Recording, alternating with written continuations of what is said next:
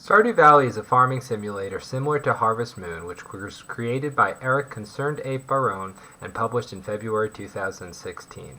In the game, the player character leaves his soul-crushing job and moves out to his grandfather's farm in Stardew Valley. While there, he rebuilds the farm while forming connections and helping the community. Gameplay involves a 20-minute day where the player can plant, forage, fish, mine, fight monsters, or interact with the townsfolk. There are no true failure conditions or endpoint, however the game does judge the player's progress at the end of the second year. There are many learning theories which involve Stardew Valley. The first one is operant conditioning. Operant conditioning is when a behavior is elicited by reinforcing actions with positive or negative stimuli. It's based on the work of B.F. Skinner and to a lesser extent Ivan Pavlov.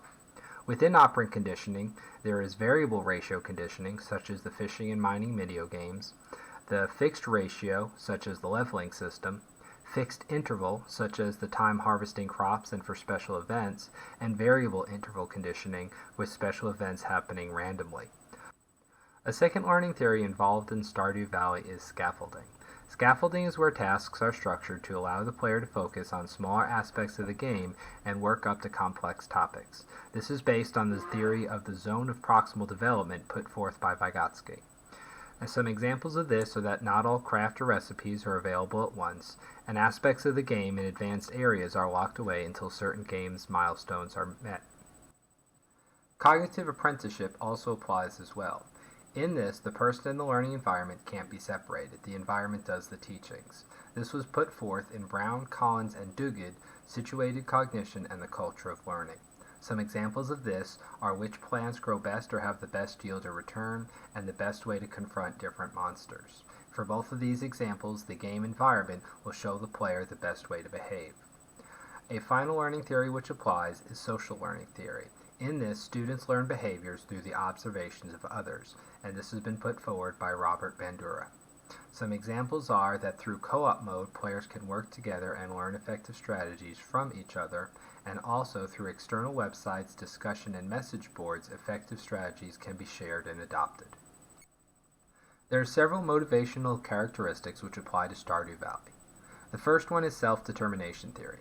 This is a theory that explains human motivation through internal rather than external forces. It has three parts. The first one is autonomy. Here, players get to decide what to plant, how to lay out their farms, and how to spend their day. The next one is competence. Here, the players get better at tasks as their level and experience increases. And then finally, relatedness. This allows you to form connections with townfolks and play with others. Another motivational characteristic which apply here is flow. Flow is a mental state where a person is fully immersed and focused on what they are doing. It's very easy to fall into the one more turn syndrome with the day system. There is also an overabundance of a variety of tasks which can't all be completed within a single day, but are not overly complex or particularly difficult.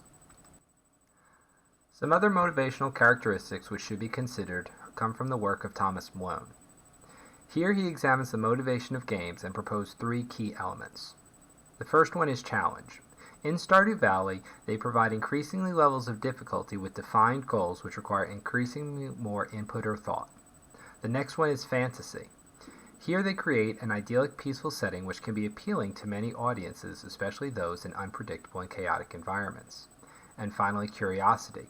With new areas and storylines being unlocked throughout the game, it continually keeps it new to hold the player's interest.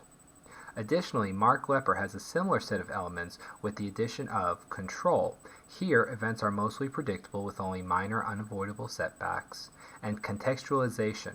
Within this game, all the optional tasks work towards the completion or improvement of the farmer community, giving them weight and significance within the larger picture. In terms of game content, there are three major skills that this game seems to hone. The first is higher order thinking skills. Some examples of this are increasing the efficiency of farm layouts and land usage. You also have prioritizing of multiple tasks and maximizing income from fixed resources. Another skill that this game puts forth is risk-taking. When playing through dungeon aspects of the game and fighting monsters, one must consider the difficulty of the monsters, the available health and resources, as well as the time constraints when considering to continue or to return to the surface. And finally, influencing pro-social behavior.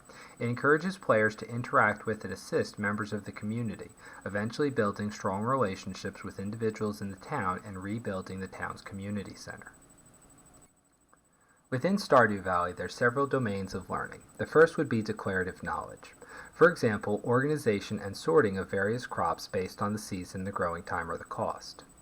Also, association of gifts with the villagers that like or dislike a certain type of gift, as well as stories of individuals within the village that experience growth through their interactions with the player character.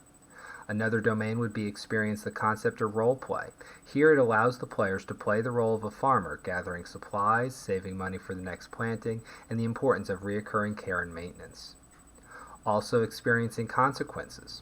If you don't take care of your crops, they will die. If you miss an important date, you won't be able to go back, forcing you to plan ahead, and poor risk management or time management will cause your player to faint and lose money or items. Finally, within the affective domain, it encourages participation and immersion. By incentivizing generosity and active participation in the community, it promotes a benevolent attitude within the game. And showing that success is possible. In the game, the player leaves their old life and starts a new successful business, integrating into their new community. Stardew Valley is a fun and engrossing game for those looking to step away into a more peaceful life. While it is certainly enjoyable, there are many things about it that can be learned through it. Personally, I find the structure of planning out your day and resources to be both enjoyable and instructive whenever I feel the need to step away from a more complex world.